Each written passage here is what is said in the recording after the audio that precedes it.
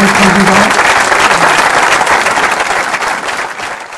Après cette première séance pour le moins émouvante, de par le lieu, de par la philosophie qui a été aujourd'hui prouvée et démontrée, à savoir une vraie agglo, avec une ville-centre Bastia qui doit être notre locomotive pour les années à venir, de par la présence de son maire avec qui j'aurai beaucoup de joie à travailler, bien entendu la présence de Gilles Simeoni, mais aussi de tous les autres vice-présidents.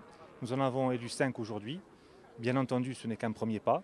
Nous allons maintenant pouvoir proposer tranquillement notre projet à l'ensemble des conseils communautaires, à l'ensemble des futurs vice-présidents. Alors les grands projets, bien entendu, d'abord un premier axe sur les déchets, puisqu'aujourd'hui nous allons enfin pouvoir mettre en adéquation la politique de la collectivité de Corse avec ce qui doit être fait à la CAB. Ça n'a pas toujours été le cas. Nous avons eu plusieurs freins pendant quelques années.